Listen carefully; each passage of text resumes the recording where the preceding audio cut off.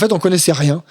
Mais c'était presque d'être ignorant qui nous a permis d'amener le projet qu'on voulait amener sans se poser de vraies contraintes.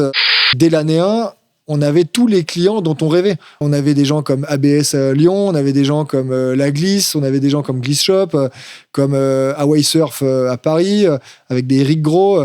Donc on va dire tous ces dinosaures de l'industrie qui ont presque créé l'industrie de la glisse. Dès l'année 1, ils ont misé sur nous. Et ça nous a donné une confiance de fou. Je pense que le succès de la marque, il réside finalement en 2 points, hein. Hormis le design, mais c'est la réussite industrielle à être capable de produire de la qualité et livrer dans les temps. Et donc, c'est ta qualité de sourcing et ta capacité à vendre. Et finalement, le reste, c'est presque des rouages que tu peux construire assez facilement ou tu peux faire des erreurs. Mais si tu n'arrives pas à livrer à l'heure, il y a des clients. Je me rappelle d'un 0G Martin qui maintenant a quasiment 80 ans et est toujours propriétaire du magasin de Zero Gravity à Chamonix. C'était notre premier client il y a 17 ans. Et lui, il avait dit je te fais la commande, mais bonne chance pour livrer. Hein. Je crois même pas à la livraison. Et puis, quand on l'a livré au mois de septembre, il m'appelle et il me dit, en plus avec son accent anglais, salut Julien, c'est Martin. Félicitations, tu as livré. Et on a toujours eu envie d'être montagne, terre et mer.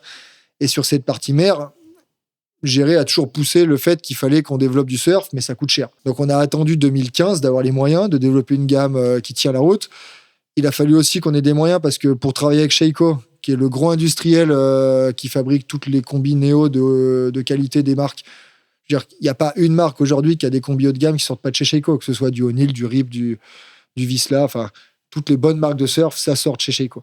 Et par contre, on s'était trompé sur un sujet, c'est qu'on avait voulu amener le côté print, coloré, etc. que Pitcher avait en montagne. Et là, en rentrant avec des designs et des motifs trop colorés, les mecs ont dit, vas-y, on essaye, c'est nouveau, c'est disruptif, mais on n'a pas du tout eu l'engouement qu'on avait eu en montagne. On a même plutôt eu un rejet des produits trop colorés. Et donc, on a dû revoir notre copie et on est revenu avec de la combi black. Et quand on a fait de la combi black comme tout le monde, alors qu'on s'était toujours dit, on veut pas être comme tout le monde, c'est là qu'on a commencé à vraiment en vendre, vraiment exister sur le marché. En fait, les marques qui sont les plus fortes en ligne aujourd'hui sont les marques qui ont les plus grosses performances en shop.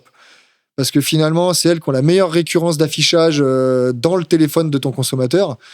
Et du coup, d'avoir cette récurrence, tu deviens la marque pour laquelle tu es habitué de voir le logo et du coup, qui te met en confiance. Et quand tu vas rentrer dans le rayon, et c'est là où des Nike ont été excessivement forts sur tous les univers, c'est qu'ils ont réussi à faire en sorte que tu sois en confiance, quel que soit l'univers dans lequel tu vas consommer ton produit. Du skate au snowboard, au surf. Là, ils relanceraient Nike Snowboarding en boots. Je suis sûr qu'ils vendraient des centaines de paires de boots. Et donc, maintenant, c'est du marketing héroïste. Parce que ton site internet, il ne te sert pas à vendre à full marge. Au final, il te sert à avoir un retour sur investissement de ton marketing. Et donc, du coup, plus tu vas investir en acquisition et en campagne de marque et de notoriété pour créer du flux sur ton site qui te génère des ventes, plus tu réinvestis. Et du coup, ça devient un cercle vertueux. On a passé quasiment 3 ans à sillonner les routes des US, à serrer la pince de tous les retailers, à raconter l'histoire de Pitcher, à les revisiter sur des visites sociales pour qu'il y ait un lien humain qui soit créé. Et on a utilisé la technique des 5 contacts. La technique des 5 contacts, c'est que de toute façon, tu ne déclencheras pas une vente avant qu'il y ait 5 contacts directs ou indirects avec la marque. Donc, quand je rentrais à la maison, j'écrivais une carte postale à 100% des détaillants que j'avais visités. Merci de m'avoir reçu. Voilà une petite carte de France. Super content de vous avoir rencontré. Derrière, on avait dans le CRM de Salesforce une partie relance sur le catalogue des nouveautés, du storytelling. On avait mis un programme de targeting Instagram pour targeter exclusivement la zone de ces détaillants à 200 mètres du périmètre de shop de tous les gens qu'on avait visités pour qu'on arrive dans leur flux Instagram. Et l'objectif, c'était d'avoir cette fameuse répétition dont on a parlé pour le consommateur final. On l'a exécuté en B2B. Et derrière, après, on les a invités à venir sur le trade show. Et finalement, on a réussi à convertir dès la première année une 50aine de détaillants à Pitcher avec cette technique des 5 contacts. Mais ça a pris beaucoup de temps. Tu vois, moi, ça m'a pris quasiment 3 mois de visite de route sur le territoire américain à me faire quasiment 15 000 kilomètres de client en client. Mais les Américains, ils fonctionnent à l'humain et au bonhomme. Mais je te dis, les Américains, c'est vrai en Europe aussi. Hein.